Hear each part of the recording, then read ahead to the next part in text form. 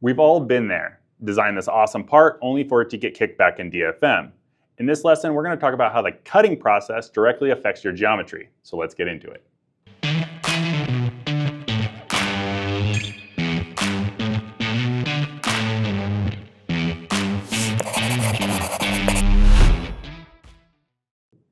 In the previous lesson, we detailed exactly what's happening during the cutting process on both the laser and the CNC router. Now, let's start talking about how that affects the geometry of your parts. Two key terms that we talked about in last lesson that you need to bring along with you into this one as their key players are the kerf and the heat affected zone. Now, if you remember right, the kerf is essentially that gap that's created during the cutting process. This is either done by the laser with that assist gas or that CNC router cutting that material out. Now, that automatically dictates the minimum hole size. And the way that we figure that out is that we cut progressively smaller holes in the material on the laser until we either can't make it through the material, we have that pierce fail, or we have an unclean hole. And that's the way that we come up with these minimum hole standards from a manufacturing standpoint, especially at SendCutSend. With the router, it's a little bit different. We end up having that router bit, and we can only make the hole size as small as that router bit is. Typically, it's slightly larger so that we can do what is called interpolation and make that hole perfectly concentric. That is how we create that minimum hole size. Now, with that being said, we also talked about heat affected zone. That heat affected zone kind of works hand in hand with this. And when we cut through that material, we're putting heat into it. We're creating energy into the part. And I want you to think of this like the fuse inside of your car. So we have electricity that's coming through that fuse. And at some point, if we overdo the amount of electricity or the amount of energy that we're putting into that fuse, we blow the fuse, right? So we create that disconnection, it burns out. And the way that we have more energy is that we have more material in the fuse. We make the fuse bigger, thicker. It allows it to have more heat or more energy passing through and have that connection. So with that idea coming into play, we're going to bring up two new key terms that you need to understand when you're designing your parts.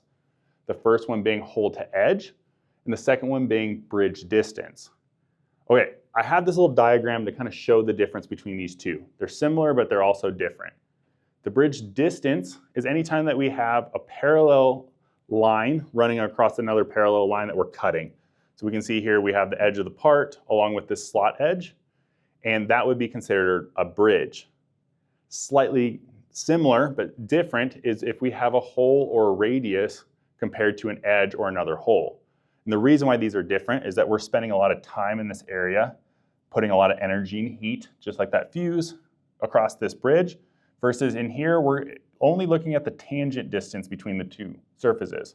So the narrowest part, the closest part between these two, are going to be a very brief moment compared to a long moment across these two. With that being said, if we put too much energy into either one of these, we end up having that same fuse effect. And the only way to protect ourselves from that is to increase that material. Same exact idea. Now, with these, they have minimum distances that you need to take care of in your design in order for the part to be manufacturable, especially with a place like SendCutSend. Well, the cool thing is that they did all of this work for you. And how they did it is they made these gaps smaller and smaller and smaller until they had that fuse-like effect where it burned all the way through. And then they backed it off a little bit. And that is the minimum distance from a DFM standpoint that they're going to hold you to on your designs. Now, generally speaking, both of these have a rule of thumb. I guess the bridge and the hole size has a rule of thumb, and that's 50% of the material thickness.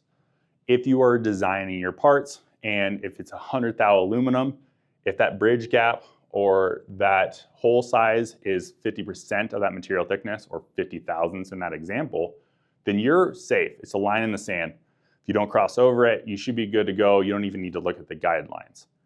If you drop underneath that, I highly recommend you go check the guidelines on SendCutSend's website, go to the material, select the correct material and the correct thickness, and that's going to tell you what those minimum values are that they've tested and thoroughly sought out. With that being said, there is not a rule of thumb for the hole to edge because it ends up changing with how much radius you have. It's a little bit different. You can end up putting that radius in this corner and you can kind of get a bridging effect. just go check out their value. They've sought it out. Use that one right there.